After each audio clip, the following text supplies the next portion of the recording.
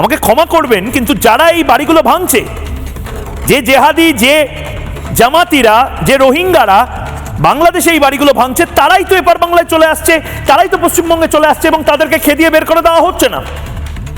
আপনাকে বলতে হবে মমতা বন্দ্যোপাধ্যায়, বাংলাতে আপনি কতজন রোহিঙ্গাকে খেদিয়ে বের করেছেন? রোহিঙ্গা হাটাও, বাঙালি বাঁচাও, এই আন্দোলন শুরু হচ্ছে বাঙালি হিন্দু, ভারতীয় বাংলাভাষী মুসলিম, ভারতীয় বাংলাভাষী খ্রিস্টান, তারা প্রত্যেকে বিপন্ন শুধুমাত্র এই রোহিঙ্গাদের জন্য, এবং রোহিঙ্গাদেরকে খেদানোর অপারেশন মমতা বন্দ্যোপাধ্যায় শুরু করেননি। মমতা বন্দ্যোপাধ্যায় এখন নির্বাচন চলে এসেছে, আবার সেই বহিরাগত কার্ড, আবার সেই বাঙালির আবেগ তুলে ধরছেন। আমরা সবাই বাঙালি, আমরা গর্বিত, আমরা বাঙালি, আমরা গর্বিত, আমরা বাঙালি, আমরা বুক চিতিয়ে চোখে চোখ রেখে বলি হ্যাঁ আমরা বাঙালি, কিন্তু আমরা রোহিঙ্গা নই, আমরা রোহিঙ্গা নই।